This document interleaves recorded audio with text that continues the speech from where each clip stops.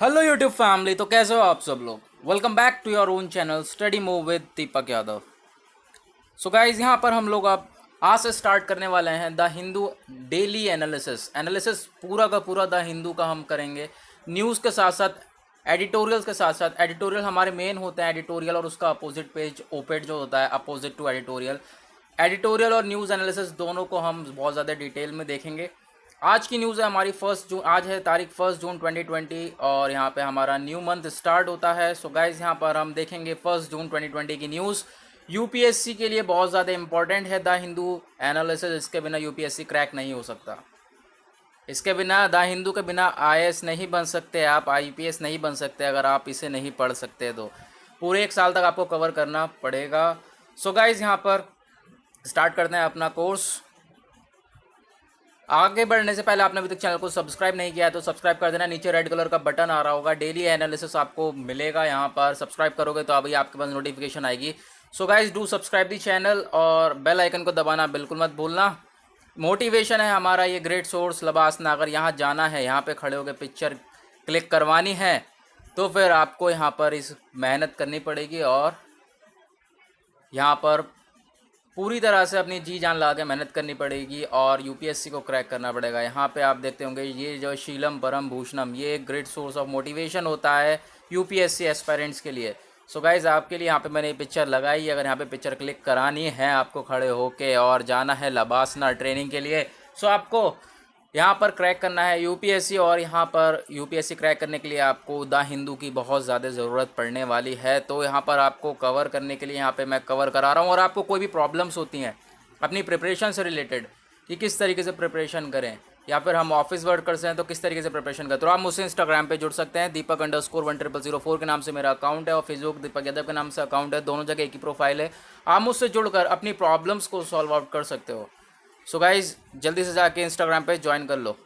उसके बाद स्टार्ट करते हैं अपना न्यूज़ एनालिसिस। तो गाइज आते हैं हम लोग अपने फर्स्ट न्यूज़ पे। फर्स्ट न्यूज़ क्या कह रही है, यानी कि अब क्या हो रहा है।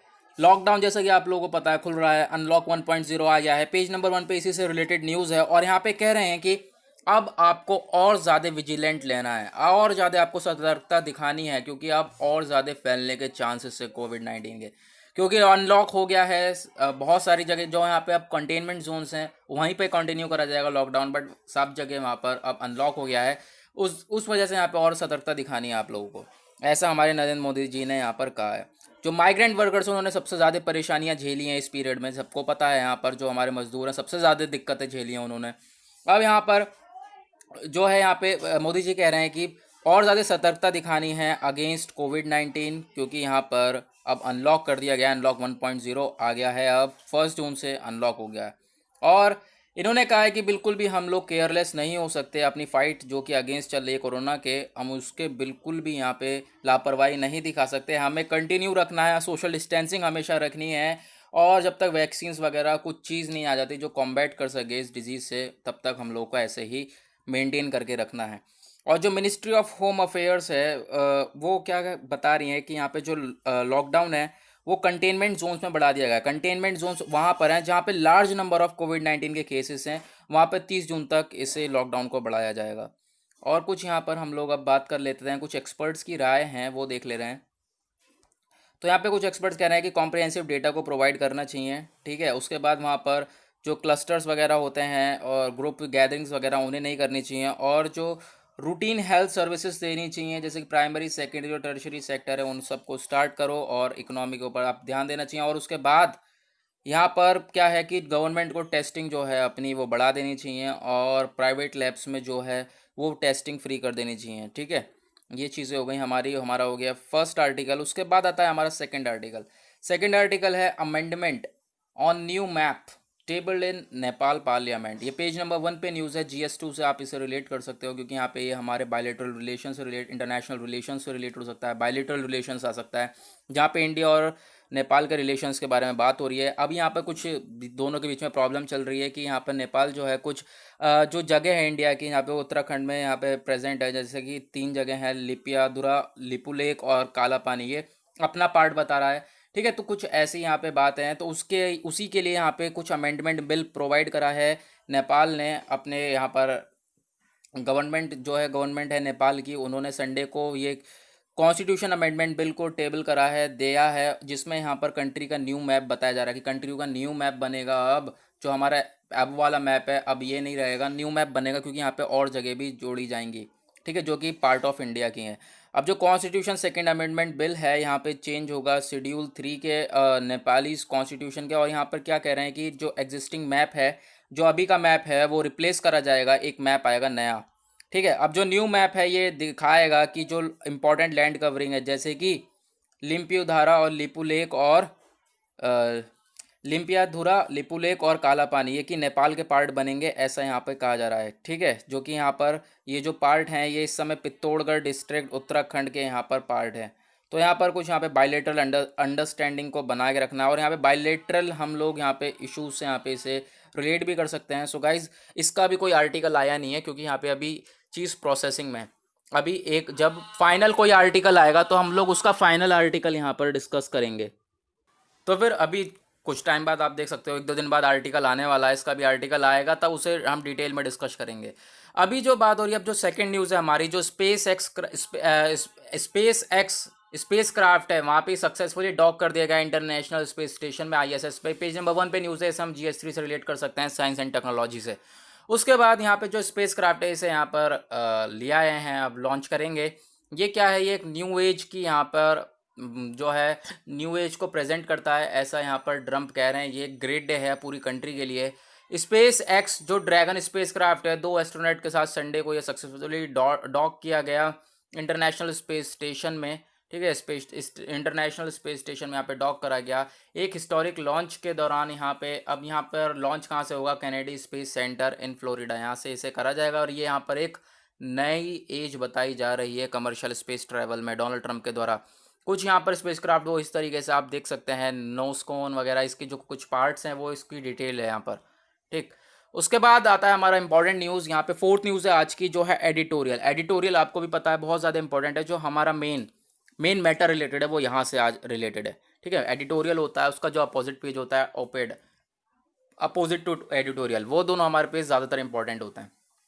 अब ये पेज नंबर 6 है, और यहाँ पे इसे आप GS2 और GS3 से इस न्यूज़ को रिलेट कर सकते हैं। यहाँ पे लिखा हुआ है ओपन विथ कॉशन, नाम से समझ में आ रहा है यानी कि अनलॉक हो रहा है। अनलॉक होंगे, लेकिन कुछ प्रिकॉशन, कुछ मेजर्स को फॉलो करके यहाँ पर अनलॉक किया जाएगा, ठीक। अब जो ये इकोनॉमी एक्टिविटी है, यहाँ पे रिज्यूम करना इसे बहुत ज़्यादा ज़रूरी है, लेकिन यहाँ पे साथ ही साथ वायरस के ऊपर भी बहुत ज़्यादा नज़र रखना ज़्यादा ज़रूरी है, ये भी ना फैले। और जो सेंटर्स हैं अब यहाँ पर बढ़ चुके हैं अनलॉक की तरफ। उसके बाद कुछ टाइम से अभी यहाँ पर लंबा लॉकडाउन होता हुआ आया है, मार्च 25 से यहाँ पे लॉकडाउन है, अब यहाँ पे अनलॉक की तरफ बढ़ चुके हैं। उसके बाद अब यहाँ पे जो अनलॉक 1 प्लान है, ये क्या है, ये इंश्योर करना चाहिए हम लोगों को, ये देखना चाहिए, केयरफुल रीस्टार्ट करना चाहिए एक्टिविटीज़ को, बहुत ज़्यादा केयरफुली, ठीक है। बिल्कुल भी लापरवाही नहीं दिखानी है, इस तरीके से यहाँ पे चीज़ों को फॉलो करना है। जो मोस्ट इंपॉर्टेंट है, यानी कि जो डिलीवरी ऑफ गुड्स और एवरीडे सर्विसेज होंगे, यानी कि जो हम डेली अब गुड्स डिलीवर करेंगे या जो एवरीडे की सर्विसेज होंगे, सर्विसेज पे जाएंगे आएंगे, तो उसके दौरान यहाँ पे आपको बहुत ज़्यादा अपनी हेल्थ के ऊपर बहुत ज़्यादा ध्यान देना है, और चीज़ों को जो है वो फॉलो करके चलना है, जैसे कि सोशल डिस्टेंसिंग हो गई, इन सब चीज़ों को फॉलो करते हुए चलना है, मास्क हो गया, ये सारी चीज़ें कंपलसरी हैं। उसके बाद जो लेटेस्ट डेटा है वो कि यहाँ पे ये लेटेस्ट डेटा क्या बता रहा है कि जो वायरस है कंट्री में, वो 13 सिटी में सबसे ज़्यादा है, 3 सिटी में, और जो कि जिसमें बिगेस्ट मेट्रोज भी हैं। 13 सिटी में 70% केसेस जो हैं कोरोना वायरस के, सिर्फ और सिर्फ इन 13 सिटी से हैं। और यहाँ पर लॉकडाउन जो है वो कंटिन्यू रहेगा। स्टेट्स जो हैं जो कि यहाँ ये सारे स्टेट्स हैं, उन्हें बहुत ज़्यादा यहाँ पे अब हार्ड वर्क दिखाना चाहिए। जो टेस्टिंग है उन्हें स्पीड कर दे, उसकी स्पीड बढ़ा देनी चाहिए, टेस्टिंग को टेस्ट ज़्यादा करना चाहिए कोरोना वायरस के। उसके बाद वहाँ पर और क्या करना चाहिए, टेस्ट को बढ़ाने के साथ साथ टेस्ट को फ्री कर देना चाहिए, क्वारंटीनिंग अच्छी तरीके से करनी चाहिए, जिससे कि यहाँ पर ये जो वायरस है वो स्प्रेड ना हो सके। यानी कि अब यहाँ पर आधा अधूरा काम नहीं करना चाहिए, जैसे कि यहाँ पर आधा अधूरा काम करते हैं लोग, आधी चीज़ फॉलो करेंगे आधी चीज़ नहीं फॉलो करेंगे, तो यहाँ पर ऐसा आधा अधूरा नहीं करना है। फिजिकल डिस्टेंसिंग रखनी है पब्लिक प्लेसेस पे, शॉप्स पे, और सब जगह यहाँ पर मास्क भी पहन के जाना है आपको। उसके बाद कहीं थूकना नहीं है और कहीं इकट्ठे होकर बातचीत नहीं करनी है, ठीक है। ये अगर आप थूकते हो या फिर गैदरिंग करते हो कहीं, तो ये सब हालात को और बदतर बना देंगे, कोरोना और ज़्यादा फैलने लगेगा। स्पेशली बात करें तो जो पब्लिक ट्रांसपोर्ट है, ये भी अब वापस स्टार्ट होगा, तो यहाँ पर क्या है, जो पहले पीपल के पास जो लिबर्टी थी अब वो वापस आ रही है लिबर्टी, लेकिन यहाँ पर आपको हेल्दी पब्लिक बिहेवियर को मेंटेन रखना है। हालांकि साथ ही साथ अगर यहाँ पर लॉकडाउन जो है वो छूट रहा है, लॉकडाउन से आपको छूट मिल रही है, अनलॉक हो रहा है, तो कुछ यहाँ पे इकोनॉमिक कॉन्ट्रैक्शन भी आएंगे, जैसे कि यहाँ पे जॉब्स यहाँ पे लोगों की जाएंगी। ठीक है, ऐसा कुछ यहाँ पे चीज़ें आएंगी। अब गवर्नमेंट को इन सारी चीज़ों से भी टैकल करना है।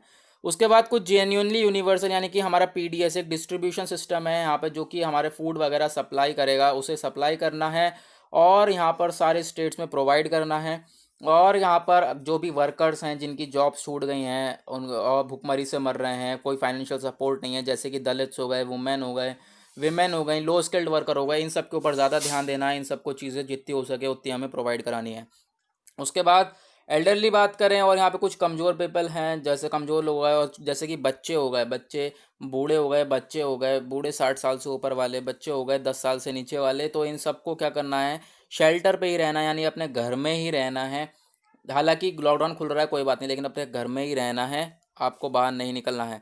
अनलॉक वन जो हमारा है, सबसे ज़्यादा किस चीज़ के ऊपर ध्यान देगा, ये सबसे ऊपर यहाँ पे ध्यान देना चाहिए हम लोगों को, अवेयरनेस फैलानी चाहिए, कि बताना चाहिए कि हाँ भाई वायरस है, अभी वायरस अभी ख़त्म नहीं हुआ, इतनी लापरवाही मत दिखाओ, वायरस जो है अभी ज़िंदा है। टेस्टिंग को बढ़ाना चाहिए और हेल्थ सर्विसेज को प्रोवाइड करानी चाहिए, और जितने भी रिलीफ मेजर्स हैं, जितने भी यहाँ पर लोग एक्सपर्ट्स की राय आ रही हैं, उन सबको फॉलो करना चाहिए। ठीक। उसके बाद हमारा कुछ यहाँ पे कार्टून पिक्चर आती है हिंदू में, तो वो यहाँ पर कुछ इस तरीके से है।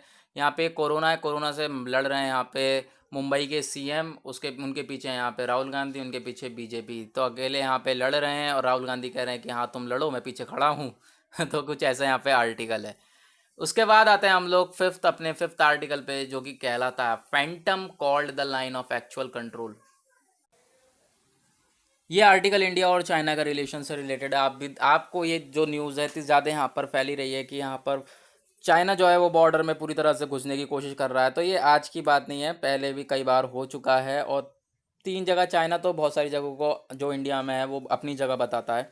तो इसको आर्टिकल को हम डिस्कस करेंगे आज डिटेल में। पेज नंबर 7 पे ये आर्टिकल प्रेजेंट है। GS1 से भी रिलेट कर सकते हो आप, GS2 से भी यहाँ पे आपको इस आर्टिकल को रिलेट कर सकते हो। तो इंडिया और चाइना के कुछ रिलेशन के बारे में हम लोग जानेंगे। अब यहाँ पे कुछ बात करें इंडिया और चाइना की, तो यहाँ पर इनका जो विवाद ऐसे कंटिन्यू चलता हुआ आया है। और कुछ, जबकि हालांकि कुछ एग्रीमेंट, 4 एग्रीमेंट साइन कर रखे हैं इंडिया ने पहले, कि ठीक है, इंडिया और चाइना के बीच में 4 एग्रीमेंट साइन हुए हैं। कौन कौन से? सितंबर 1993 में, नवंबर 1996 में, अप्रैल में 2005 में, अक्टूबर 2013 में। आयरनिकली ये जो सारे एग्रीमेंट्स हैं, ये यहाँ पे ये कहते हैं कि पीसफुल एकदम हम दोनों के बीच में रिलेशंस होने चाहिए, इंडिया और चाइना के बीच में शांत वाले रिलेशन होने चाहिए, कुछ ऐसा नहीं होना चाहिए। लेकिन यहाँ पे कुछ ऐसा हो नहीं रहा है, और ये सब बेकार में ही एग्रीमेंट ही बन के रह गए। और यहाँ पे कुछ, यहाँ पे आपको पता होगा कि इंडिया और चाइना के बीच में पंचशील यहाँ पे प्रिंसिपल्स जो है उस पे एग्रीमेंट पे साइन करा गया था। और यहाँ पे आप मुझे अब एक बात बताइए कि जो इंडिया की साइड से कौन था और चाइना की साइड से कौन था जिन्होंने यहाँ पे इस पे साइन किया था। अब ये पंचशील प्रिंसिपल्स क्या हैं, कि दोनों को जो फॉलो करके करना है, इंडिया और चाइना को। पहला प्रिंसिपल क्या है हमारा, कि दोनों की एक दूसरे की रिस्पेक्ट करनी चाहिए, सोवरेनिटी की, इंटीग्रिटी की, ठीक है, दोनों की जगह की। लेकिन यहाँ पे चाइना तो ऐसा कर ही नहीं रहा है, घुसा आ रहा है बॉर्डर में। उसके बाद सेकंड यहाँ पे क्या है, कि किसी के बीच में भी इंटरफेरेंस नहीं करना चाहिए, ठीक है। जिस भी कंट्री का हम दोनों के बीच में, अगर इंडिया में कोई यहाँ पे इंटरनल अफेयर चल रहा है या फिर चाइना में इंटरनल अफेयर चल रहा है, तो इंडिया चाइना को यहाँ पे इंटरफेयर नहीं करेगा, और चाइना इंडिया को। लेकिन चाइना तो करता है, चाइना भी कश्मीर से कोई विवाद हो जाएगा तो भी इंटरफेयर करेगा। उसके बाद जो हमारे यहाँ पे थर्ड प्रिंसिपल क्या था, कि म्यूचुअल बेनिफिट्स होने चाहिए वर्किंग रिलेशनशिप में। ऐसा तो कभी करता ही नहीं है। चाइना तो कहता है कि बिजनेस बढ़ाना चाहता हूँ मैं, बिजनेस और चाइना का सामान खरीदो। म्यूचुअल नॉन एग्रेशन होना चाहिए, ऐसा भी कुछ नहीं। और पीसफुल को एग्जिस्टेंस, ये तो बिल्कुल भी नहीं है, ठीक है। तो ये हमारे कुछ 5 प्रिंसिपल्स हैं, पंचशील जिन्हें कहते हैं, पंचशील प्रिंसिपल्स, जो कि इंडिया और चाइना के बीच में साइन हुए थे। ऐसा कुछ भी फॉलो नहीं करा जाता है।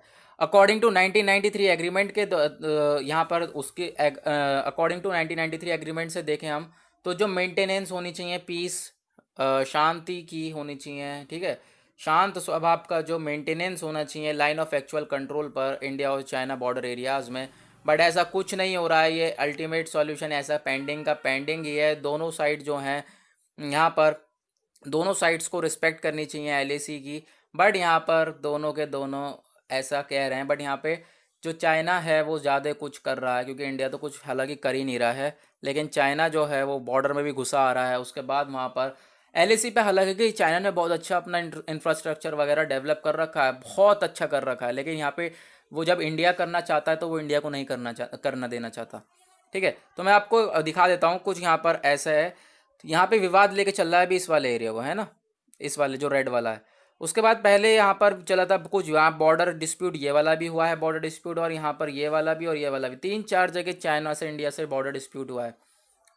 आप यहाँ पे देखोगे तो वेस्टर्न साइड में जो हमारा है ये जो बॉर्डर डिस्प्यूट है, 2150 किलोमीटर के बीच में यहाँ पे इतना बड़ा डिस्प्यूट चल रहा है। और उसके बाद यहाँ पे जो दूसरा डिस्प्यूट है हमारा 625 किलोमीटर का। उसके बाद जो तीसरा ईस्टर्न साइड में 1140 किलोमीटर का। ठीक है, ये सारे जो डिस्प्यूट चला है इंडिया और चाइना के बीच में।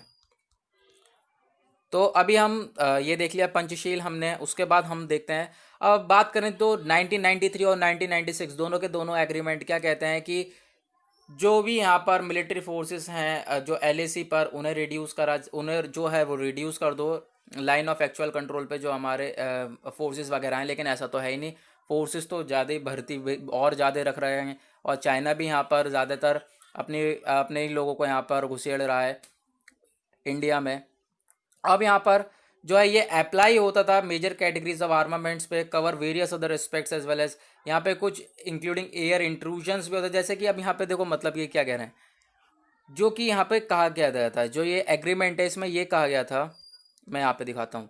जो ये हमारा लाइन ऑफ कंट्रोल है, इसमें इसके 10 किलोमीटर दूर तक, यहाँ से समझ लो ये 10 किलोमीटर हो गया, यहाँ से 10 किलोमीटर तक कोई नहीं आना चाहिए। इतने में तो डिस्प्यूट कुछ भी नहीं होना चाहिए। ठीक है, अपना यहाँ पे रहो, यहाँ पे रहो, इतने में कोई भी नहीं आना चाहिए। ठीक है, तो यहाँ पर ये कुछ एग्रीमेंट में साइन हुआ था, लेकिन ऐसा कुछ होता ही नहीं है। अब यहाँ पे मैंने जैसे कि बताया, डिप्लॉयमेंट, इंफ्रास्ट्रक्चर, कनेक्टिविटी, ये सब चाइना जो है वो अपनी साइड तो कर चुका है, लेकिन यहाँ पे इंडिया को करने से हमेशा रोकता है। उसके बाद आता है हमारा 6th आर्टिकल आज का, ये आता है it's time for universal basic income, UBI. एक बेसिक इनकम देने की ज़रूरत है सबको, क्योंकि यहाँ पर कंट्री बहुत ज़्यादा बुरी हालत में है, जॉब्स भी चली गई हैं सबकी, भुखमरी से ना मरें, इस वजह से पैसा देना ज़्यादा ज़रूरी है। मैं आपको बताऊंगा यूबीआई होता क्या है, यूनिवर्सल बेसिक इनकम होती क्या है। ठीक है, और इसका क्या लिमिट है, मैं सब चीज़ें बताऊंगा। अब जो यूनिवर्सल बेसिक इनकम प्रोग्राम है ये इंडिया में, ठीक है, अब ये इसको इम्प्लीमेंट करने का टाइम आ गया है, क्योंकि यहाँ परेशानियाँ बहुत चल रही हैं। ये GS2 और GS3 से आप इसे रिलेट कर सकते हैं। अब यहाँ पे है क्या, अब जो है प्रोवाइडिंग अनकंडीशनल रेगुलर पे चेक्स, यानी कि इंडिया को क्या करना चाहिए, आप कुछ इनकम देनी चाहिए लोगों को, ताकि वो जो इकोनॉमी है वो, जब तक इकोनॉमी नॉर्मलाइज नहीं होती तब तक ज़रूरत है लोगों को इनकम देनी चाहिए। उसके बाद जो ये ऑनगोइंग क्राइसिस जो जो चल रहा है हमारा कोविड-19, जैसा कि पता है आपको, कोविड-19 जो चल रहा है इसने डिवाइड कर दिया सोसाइटी को, एक प्री यानी कोरोना वायरस से पहले वाला टाइम और कोरोना वायरस के बाद वाला टाइम, दो पार्ट्स में डिवाइड कर दिया।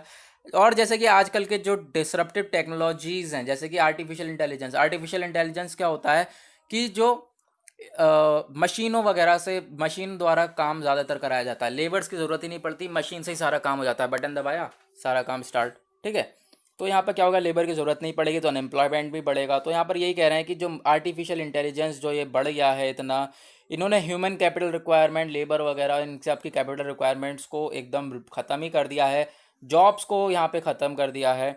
और यहाँ पर ऐसा जो ये ट्रेंड है ना, ये देखा गया है सिलिकॉन वैली में। सिलिकॉन वैली ऐसी वैली है अमेरिका की जहाँ पर ये बहुत बहुत ज़्यादा, आप कहोगे बहुत ज़्यादा उसकी इकोनॉमी अच्छी, बहुत ज़्यादा पैसे वाली, वह यहाँ पर जाके कह दोगे, जहाँ पर 5 वर्ल्ड की मोस्ट वैल्यूएबल कंपनीज़ हैं।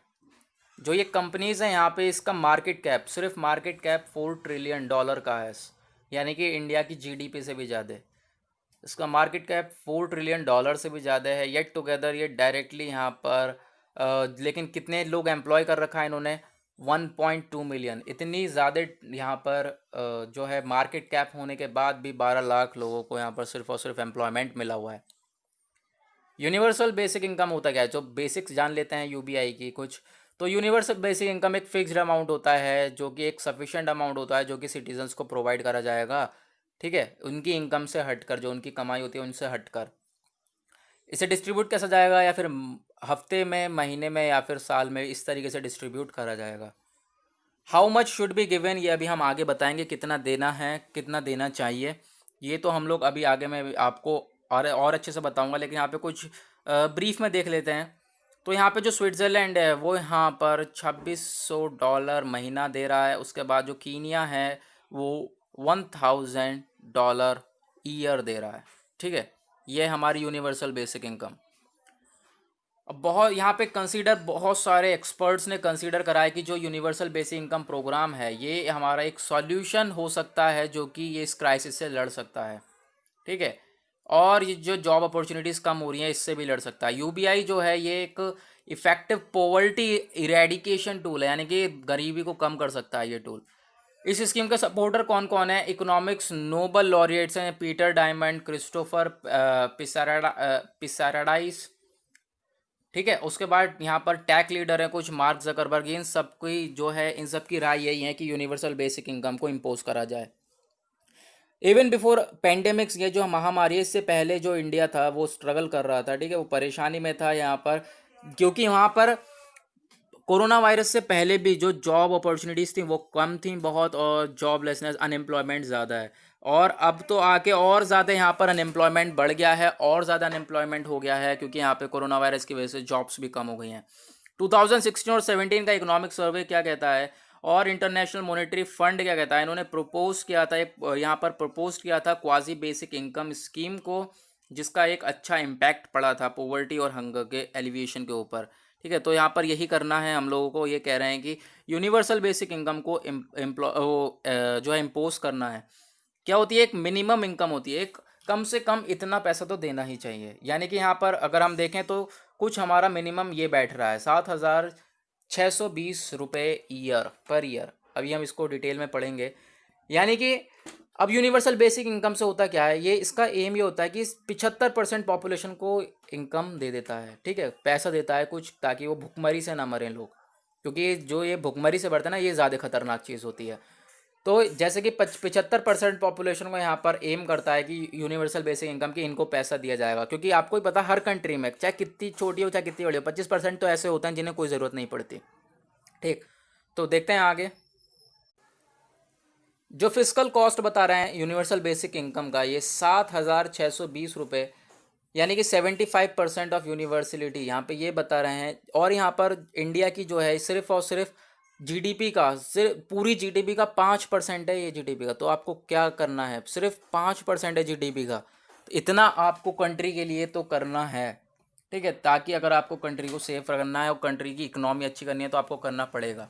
जो इकोनॉमिक सर्वे है यहाँ पर, ये टारगेट करता है कि इनकम को इंक्रीज़ करके 40,000 पूरे साल के लिए कर दी जाए।